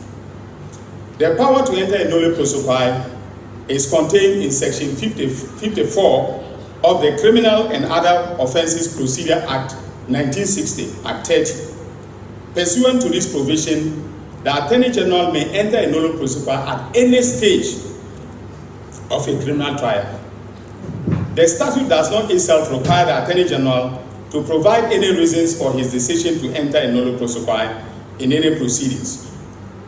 However, as I have made clear above, the constitutional principles in Article 296 impose an obligation on the Attorney General to be candid in the exercise of his discretionary power, and I cannot fathom how one can be candid without explaining one's actions. When a nolle prosequi is used by the Attorney General to terminate proceedings in a criminal trial, he reserves the right to bring fresh charges against the accused persons in the future. In contrast, the Attorney General may terminate criminal proceedings by withdrawing the charges against an accused person pursuant to Section 59 of the Criminal and Other Offences Procedure Act 1960 at 30. Where the charges are withdrawn after the prosecution has closed its case, then the legal effect of the withdrawal is that the accused is deemed to have been acquitted and discharged. In other words, that accused cannot be brought back and tried on the same facts or for the same offenses. So in all the cases in which I have withdrawn the charges against the accused persons and in which the prosecution has closed its case, those accused persons are considered to have been acquitted and discharged. Ladies and gentlemen, the Attorney General, Dr. Dominic Agorotinga Ayini, and obtaining canon. Oh, yeah, say they what here from one and no, yes. You see, you can't corruption. You are Dominic Ayini. Do maybe a senior appointment and I be in your when you be saying some more minor. Yeah, I am more quite money, maybe right. You see, on a law lecturer, and all principles. Obianim Dominic Ayini. Obianim what he stands for. But Mesrem, when we are the reputation of what building all these years, a juma we a best saying ya. I didn't why you're putting here. Emma, all this out here in some year the command. Enough in the about. And our first point. Per criminal we now can't want some no. Said American. Oh, quine. So falling all the prosecutor. On that then home. Oh no, on quines or our own chili. But they are the force of the money be. Well, I can't hold brief for him. Because on him said the away, no. And Chay. Now, on to me, say because Ghana for so can celebrate your match. I didn't in a Ghana for accounts and be Ghana for accounts and be brony because an amono of fashion and yanamon papa. Minia, share ye trust a biato as on mine. I am here, Ghana bebutu. Sessing. And ne? Ebia abayaba, eaba, and this yaba. And this your point is that umudi sebi samoni nano. Mimi o mampenyi tumi a mediama Attorney General. O ho kwan. Say cases no withdraw. And I want nolle prosequi. O ho kwan. Enti why yi cases ni nyina fi ho. Enti mi na e chena. Says esi an ye kan kanu furata asem. MPP abayaba. Na se MPP aban sebisebio asamka omo din samone no so no so ho kwan se o filing nolle prosequi and na we withdraw cases in from court so mo court se ne ese do man ko fa so enti adentina ebinum agina trial o se wo gidie mu no wo mu ni samone bia o so mu nya case bia mfenti anani na wo nyai mak o nyai amamra no court and the sergeant na akwitium o se ohwa abebo man ne ka e man sika ne se sika so ni man mu ndi sa na te de ne won twa so ne ko e baby one vivid example I chere sebi no kredi a ne eni nsem obeka yin mu You see, ya mautumia. Tumi ni edi amount no. Ya se fasum o man no. Ya nka se fasum party. Yewra mampanyi John Mahama ne Yewra Dominica yini. Mesre wo mu. Line na Ghana for saye ahomache. Akoto aba no. Tumi ni edi ma wo mu no. Tumi ni amfa mo mu so mo mfa me de mo pe o. Ya de ma wo mu so mo mfa meso Ghana man. Hwe tumi no. Sa discretionary power na ye de ama mampanyi no. Ana ye de ama no attorney general no. Hwe Article 296. Tie. Or say where in this constitution or in any other law discretionary power is vested in only any person or authority. Kwanya or person who you should in here. That discretionary power shall be deemed to imply a duty to be fair and candid.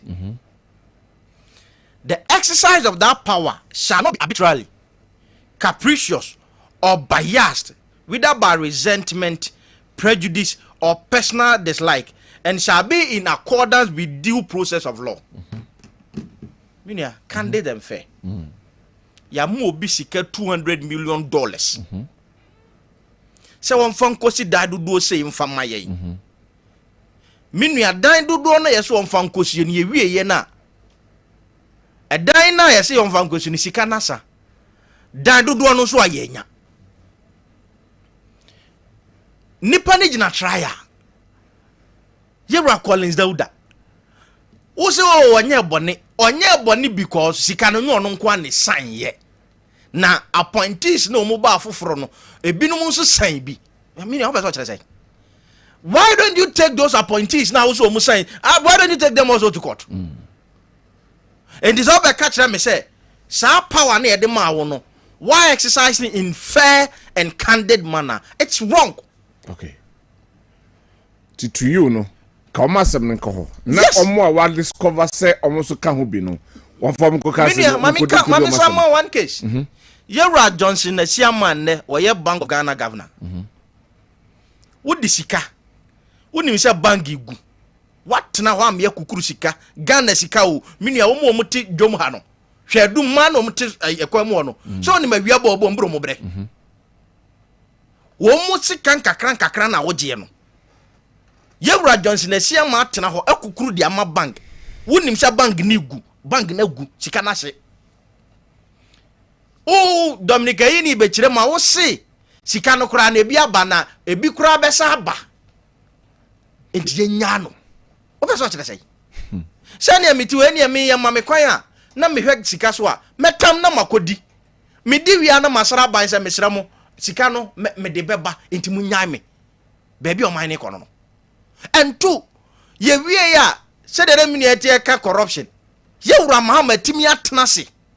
Awe sa papa wei a wadi Ghana boni sei asa kukuru no esa the Bank of Ghana e dia hye nsa. Okay. Enam ye disi okrani. Enam ye disi okrani. Wasa kukuru na no kra no ewiase amanama nyina o mbehu ye sei. Se Ghana de munni nipa.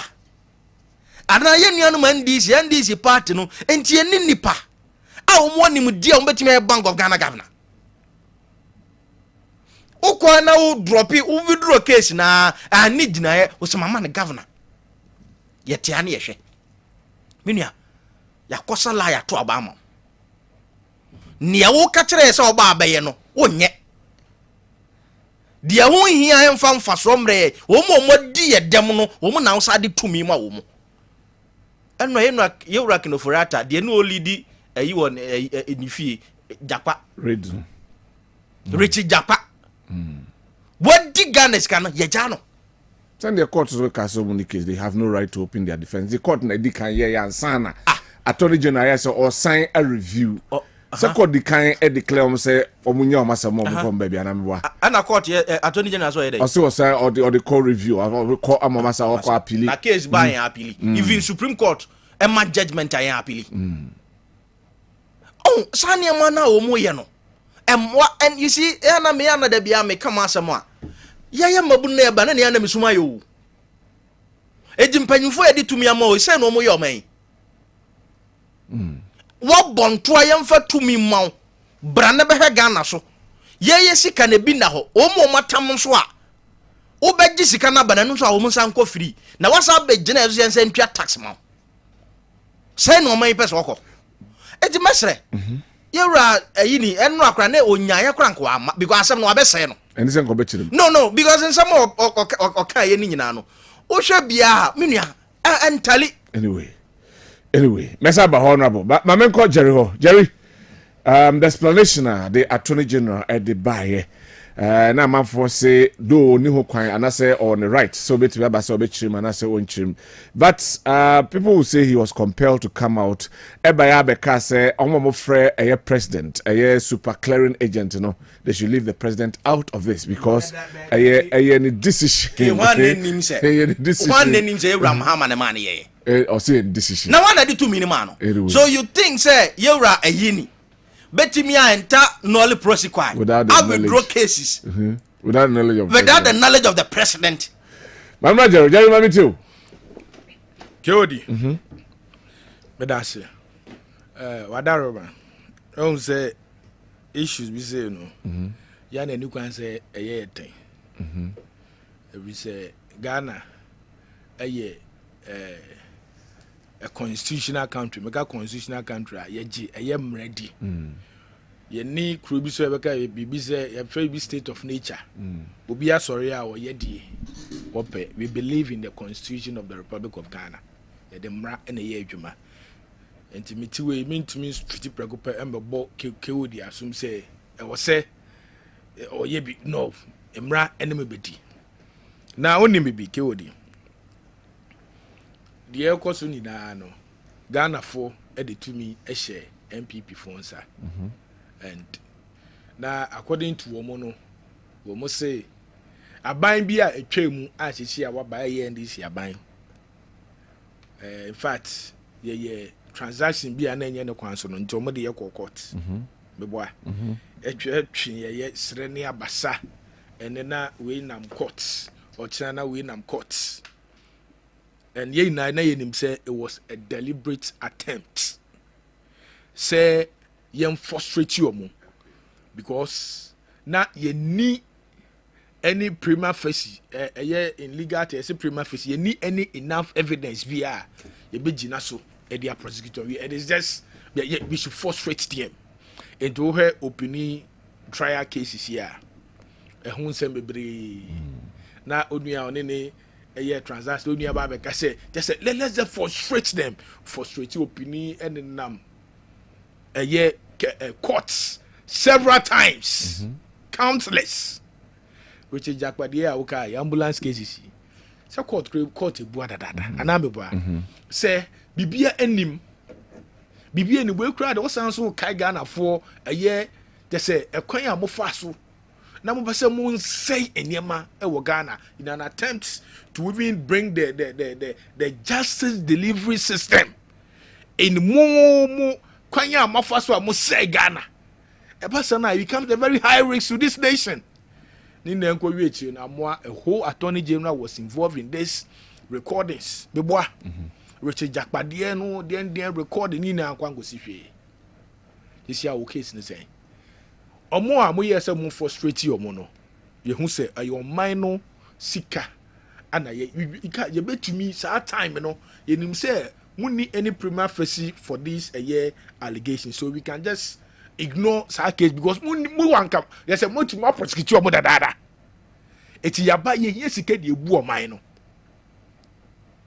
and ye attorney general mi anga sa me papa Dominic why you know because mra kwan so okay waba be chirechirem se mra no mpo na meka se ye nim bebie wa onua waba be bo mra no so section 55 of the Criminal and Other Offences Act at 1960 any criminal investigation be a wo Ghana ha we criminal case anything criminal biano ye the acts 30 no na in the prosecutor and anything about criminal proceedings. And he only has referred to the acts. No mandate as the Attorney General. Meaning that the no all right. Mamuso Jerry Mamusa said now Ora for your investigation we at the document come president hand over them. Will you think say the Attorney General will have the moral right to prosecute all those now you mentioned woman based on whatever air course is saying? Obeying that moral right now. KOD. Midway a year former DC cast and honorable. Or say or no nyanse muno. Who is a president and they pushy Attorney General. So one yes, the one. It's a president the trade constitution. President now so and the oral investigations in a findings no amawaya Attorney General. Attorney General. And he said according to a year honorable, say president to me instigate Attorney General say then president now the oral findings na so Attorney General no the president bet much and say idea where I made the amount no it is binding on you to prosecute them. And anybody now doing say Ghana for the Beshamo. When so to me yes sir. What I'm just asking you because you just home Ghana for anybody now you think say Ghanaians will look at the Attorney General, look at the NDC party, overwhelming at the amount. Anybody now doing say Ghana for the Beshamo. Per what you have done as against what you are going to do. Because KOD what we have done as cases in our interested on Twaso. Because these cases were started somewhere in the MPP administration. MPP administration started prosecuting the these persons, right? Until now, omun to me any substantiated evidence and to me prosecute you omo. This is a different thing. Ghana for Ghana for who you say ebia some kind of favoritism, and besides, this is the discretion of the Attorney General, and it has never been abused. Send your president, it to me so amnesty to criminal, no, and it's the same thing. Presidential pardon. So, I see me by me who say. Yes, I'm not putting say you make to a presidential pardon. What to me? Say a bit here, man for far who so say a bay then second for better saying because he has the power. Obetry also you be. No, me can say the American. I'm not saying in that angle. All right, maybe say yes. Into the Mambusa questions. It's in the right direction. Yes, it is an abuse. It is abusing people's rights. The Attorney General me who said it's abusing people's rights. And if President be I say a pardon, amnesty, a criminal, someone who have been convicted, I know definitely send your president only all man is amnesty. No, it wouldn't be an abusement of rights, or it wouldn't deter a indigents from such acts. From say Nipano, with him or not, it is a well thought out plan to do that. And security about already, make us say president, the Abema Ghana Fueni IGP. Amana Bruce say, Ora was part of our manifesto. Your policies are the core pro. Emma Ghana for most especially the elite class. The elite class, they really bought into this Ora manifesto. The Padudwana to Abamaye because of Ora. And Yaba, na ya Ora composition. Ye juma she cases aba and the ye ni na no send ya mechanic si kana e ba retrieve Abegu States e fund the consolidated fund now boama ye dwumadie as oman no atumi akoanim and he say ye to me and this one wait of course we know we are going to prosecute anyone a person will be akon bottom if possible we retrieve the monies for the states. Yet to me, said it is a fulfillment of our manifesto, a fulfillment of the promises. They go to the doorstep of every Ghanaian. All right, I'll come back to you. Midiba for Herbal Clinic and Canton say, Oya Diano, and I know Yani, Midiba for Herbal Clinic. And no kwane bebia okwa, ye tra a year and na, anase ebre ereto yade no so aho ebeto yade bia ha obia no fo ni kyerem o atwema gogo kumase na ko na fei doctor time da so ene enkita ho na fei ohwe no ntwa time emfa ento yade no so na enkoma freyin 0244774282 0244774282 midimafo heba clinic say oyarsafo udimafo an heya afi yemfa ntudwa se Kessben Travel and Tour se enei ewiasen baabi a pese wo kro bia baabi a wo pese odo wani ekire a ho enkire wo ebase reserve a hotel maw yentwa plane ticket maw yentoto niema nyina betimi akoye mawa odo wani kire any travel and tour ubeja eja wadwom for the trim our Kessben Travel and Tour say a year hotel reservation apeso ye flight schedules na open anase enei opese tufu e de fa a year flight hono nkore banyina ube Kessben Travel and Tour betimi aboa obehu yen ewo Aseda House first floor Edum Kumase fraying 0209 43 4999 0209 43 4999 na yenye so Aseda Clinic Laboratory say enei ye fro nyame adom ochena eye Valentine's Day ebi friend chocolate day na enam say eye adofo edenti enei omo ediesi wo say bosumi ye February nyina no omo eye free giving and a month of love enti enei omo ediesi wo say laboratory wo Aseda Clinic no free bosumi ye February omo offer eye heavily subsidized service to all clients. Anti wabe obiano eboni atete su sei bam ene dia maw hepatitis B screen apeso ye sugar screening and apeso ye second test and ye blood groupings and as blood pressure oba Aseda Clinic ebetimi ahwew na bibia etimi akoso na de dewom ene se ye National Health Insurance Scheme card be treatment bi abibia no ebetimi aboa ama yetimi ayama sanso ewo hepatitis B vaccine wo ha ene ebetimi aboa yebo no yate so kama pa fraying 0557 522622 0557 5226 22 na fe yenye wo so enei yede ne achim multi credit savings and loans ye ba ye mfiedu no enum pepepe ni na da ne da nyina no ye improve your service no na ye prove ko obeka ya September in 2003 and na ye be announce che ye customers nyina ne say service charges nano ye edi efri honum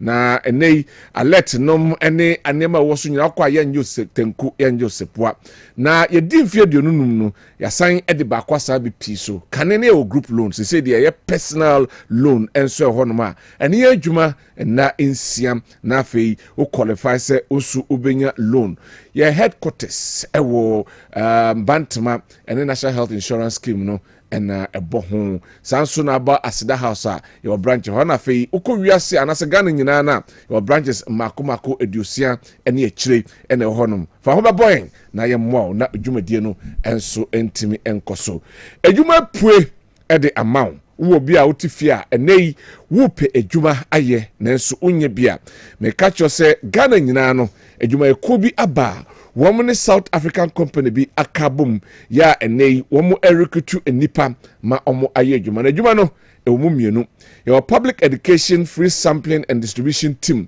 ni nyina na say enei say uyo bia sabi wo opepa sa obebua manipa nkoso etimi akoso sabi na oyo bia wodi ohuni na padwuma na ne wodi ho aba abedom da bia 90 Ghana cedis na benya eno eye full time na bosome wonya 2700 ena eye part time so bia na ye odwuma dada na obi bia wo ya eno so da bia 40 Ghana cedis na bosome 1200 Ghana cedis ompewe na opeden ye sa wo de tosumi no ene ye field supervisors ena project coordinators eno so ene se name se wadi mfie eduonu enum na o qualification no and lower than HND ubetimi apply na eno so bosumi bia yama 3600 Ghana cedis na na say 120 Ghana cedis and no a full time na afei say ope part time no so bosumi bia 1500 Ghana cedis and a day no so 50 Ghana cedis for obe domiyen na yambo na ye catch you say first 100 people are enei amba be register no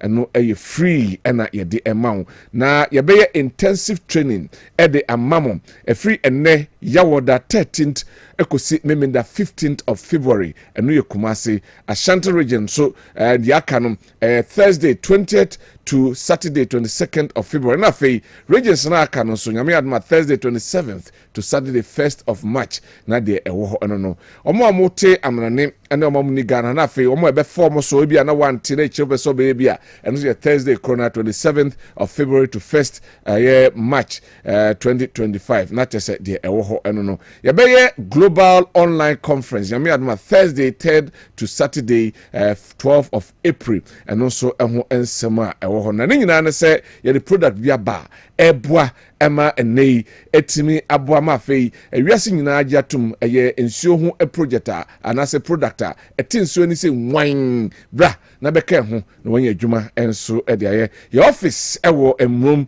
Ashtown downtown ye ben Roman church na ene friends Konedu Yadom school no ebo ho no freyen 0505 313100 0505 313100 and 0242 262336 0242 262336 na yenyo so na eno no me bana fe ya be wrap up ewa hana ya be wrap up na ya be hwem eye elections a course meka council of states elections a course so abasa ye e ba nyame adoma edwada ede anim na electoral commission ede aba betudwa se ye be san akoto aba ni nyina ne se elections no yisi officials ko ho no omo entimi and declare inti ebeba na ye di ho nkomo ba meka message ba ko mienu bi na fe memra na sima be num memfama mabedwafo yi na omo nka ho asem we every golden boy Anas Mamponten Kwabri is good morning. The OSP has declared Ken Oforiatta as a wanted man. Oforiatta, you can run, but you cannot hide. And yet, if anyone can say something good about Dr. Frank Amako, they should just shut up. Okay. Ono edia ode abrain ene anope enono. Good morning, Kodi Amafrane Electricals. Ono edibia ba Pakoso Estate Kumasi. The OSP should have taken this bold statement of declaring Mr. Ken Oforiatta fugitive in the erstwhile administration for Ghanaians to have faith in the OSP. Ono so edia enono. Please, let's allow the OSP to do his job. Let the man in white carry his own guilt. I'm Emmanuel Asante Achem North Agogo and Odiwe Abraham Mystic Wonder Avoko Ewo Adwajiri in Sawem Ono say the Nado Dr. Baumia led government will go down in history as the most corrupt nation records. The OSP couldn't investigate the corrupt appointees of Nanado when they were in power because the OSP was afraid of Nanado. Better late than never. Ghana will work again under the experienced, tried and tested President John Dramani Mahama. UK Ashford Ameko Ho and Michael Ewo was say good morning, Kyodi. Please, the Constitution of Ghana needs amendment because the executive has powers too much. That's why the OSP and some institutions can't do their work. Please, have you forgotten Mr. Amatinabidu blaming former President Nanado for not allowing him to do his work diligently? Sometimes it baffles my mind how we want to develop as Ghanaians. We have a long way ahead of us. A country, because politics are minimal in abroad. That is why they have developed. Suka, Mamra Hona Fiyenshwe election, just 5 minutes. The Council of State election, Abaso Ashanti Region, Ayabasa say, almost signed the Ababe Tuja saying, Yami had my Jwada, and yes, sign Ako na Yakoto Aban. Mamitu. But before that, my main Ken Kanwe, the Ashanti Regional Minister, Eddie Krata, Abba Abonting, Ya, ene watche and Sem Ahudo and Su Ebimua, a CNA and Amoa Omud. My main Ken just briefly, na afe yen twaso, was say statement of recent security incident in the region. Two critical security issues have come to my attention, both of which are urgent. Both of which an urgent intervention has been initiated to ensure law and order are maintained. 1. Disruption of the Council of State elections. On 11 February 2025, an incident occurred at the Regional Coordinating Council where the voting process for the Council of State elections was disrupted. Such an act undermines our democratic process and cannot be condoned. I have directed the Ghana Police Service and National Security to conduct a thorough investigation to identify those responsible and ensure they are brought to justice. 2. Mob action in Offenso. In the early hours of Wednesday, 12 February 2025, security reports indicate that a group of youth in Offenso attempted to restrain the chief from performing traditional rites relating to Awukudai. The police have been tasked with investigating the situation, ensuring law and order are restored, and taking necessary actions against anyone found culpable. Security agencies rely on available evidence to expedite their investigation. I urge all individuals with relevant information to cooperate with the police to facilitate a swift and fair resolution of these matters. I call on all residents to remain calm, respect the rule of law, and uphold peace and stability in our communities. The security services are committed to ensuring the safety of all citizens and will take necessary measures to prevent the recurrence of such incidents. Let us work together to maintain order and foster unity for the progress of our region. Signed, Honorable Dr. Frank Amwakohene, Regional Minister, Ashanti. Mamitu, Suka. In fact, many aji ye pa me hu say ebra the president of the Republic of Ghana before ebra okwa approach Ghana for ento abama no ka say me say my next administration will be an administration for the youth. And in fact mate adukuntia ye papa John Hama e ka say oba ye no so no onim say this administration is highly composed of the youths. Okay. Dr. Frank Amwakohene, the Ashanti Regional Minister, is really living up to expectation. The actions, no, they are very swift. Womayati asese kewodi. Menu wa ye babunu. Enye de bia na wo say ye de to me akoma obi oyeden oya akokra. Because this is what we called youthful exceptional leadership. Okay. In fact, obo edwuma yepa, obo edwuma na ye tanechi morally any spiritually, physically. Ye bon man so because no asasidi. Na Ashanti region betumi afa na ntoma pa ifra. We will release here be ya. Because he's entreating all citizens to be law-abiding, irrespective of your political paraphernalia. Some me yen PP ni, some me yen this ni, and I'm buying aba. Enti dia me penominian no. He's not going to condone that. Enti ye boy and same emano ye pa na ye hu on so many different occasions. Kewodi wada Roma. The see our RCC. Personally. Na mini ho na I was na my seriously engaged with other staffs baby but the metete you know I said the entire process were disrupted. I don't know say election no omo year counting omo disrupt you according to whereby they not counting I hear do 49 votes out of the 84 or so votes are best say ballot papers in the boxes in the free honor, Mrs. Free honor. Exactly. That's a demetier no sanity. Say omo counting and it's really uncalled for. Maybe I drew as a minor. Maintain we feed the cases so and the perpetrators of such acts say they really did what Debbie or Manyadi. Yeah. So now so was say what the 2 million what say what catch a year.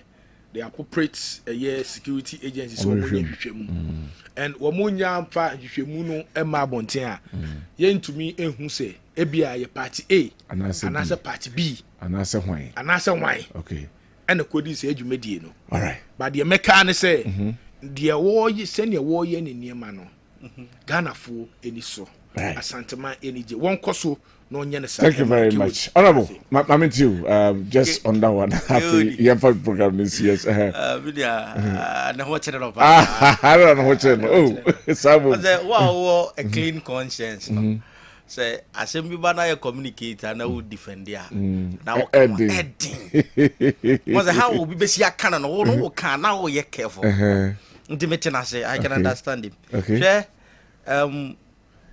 Ye nua mo akohene. We are ye bo ni dino. Obia mabunu ni titru across the political divide. No obia ni aje. Yeah. Obia tanechi. That is because so we babunu na nya akwanya irrespective of political party awo no e akwanya ema obia babunu bia. And then you move be nya akwanya dimension anymore no. And I say DC beto hui mabunu no bebre enya ho keka say enso mu so kopri because first na ntisa. Ni nyina akire se si etwa asa na etwa ni yi a ebie kwan ato ho. Yeah. Si etwa asa no so ye ntwa ni yi a ochena bi enne wo babunu ko bebeka se edusi baaye no. Wantimi amwanti no ye de ma wanye dei enye yi. Okay. Ye nua mo akohene. Eye nso hwe kese na wo twere. Ye besere no omo nani na ho. Minia de esi ye no entwa yi. Okay.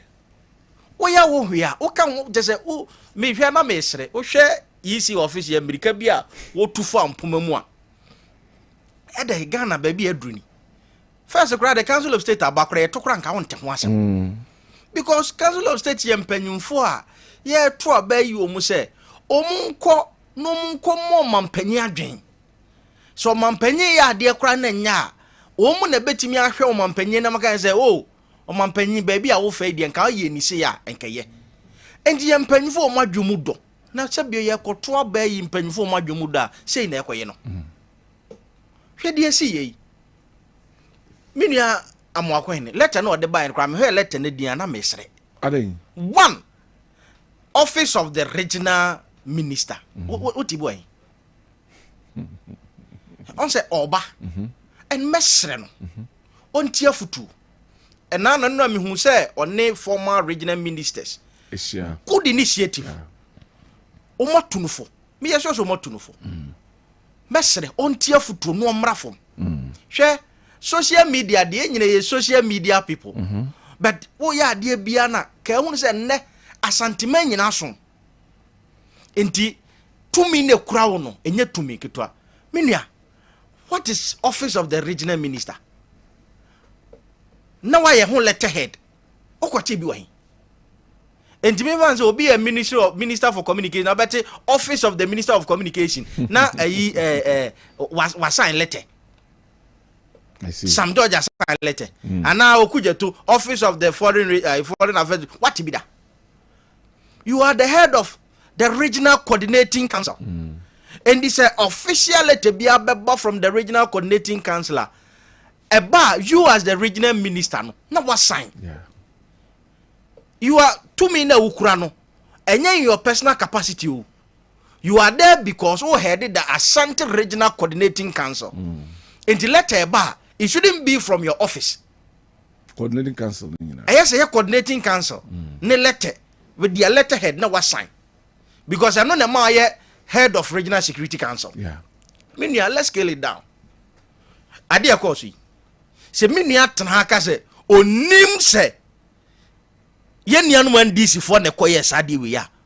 No one can correct. I don't know. Also, kind of blanket set. Oh no, that is you see. Because as in brother, the Ghana no your problem. They say. Say you establish. How do you video no buy no? Kodi.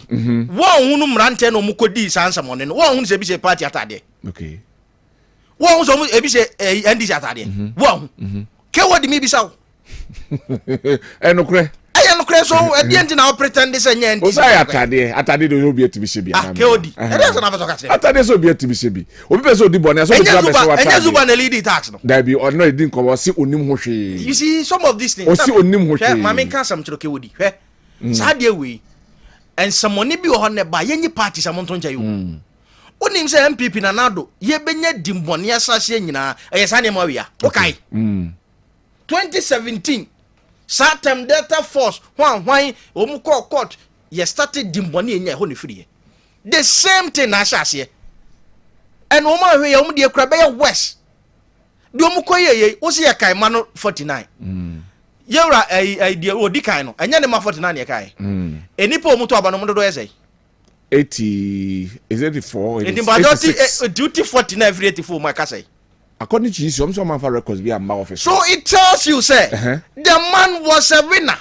Marie Fesio, thank you, Betamaso. Thank you, Honorable. You better say, but I'm sorry, and there a World Radio Day. And a World Radio Day. And a World Radio Day. And the memory a radio phone na a Juma and a sit theme a radio and climate change. And the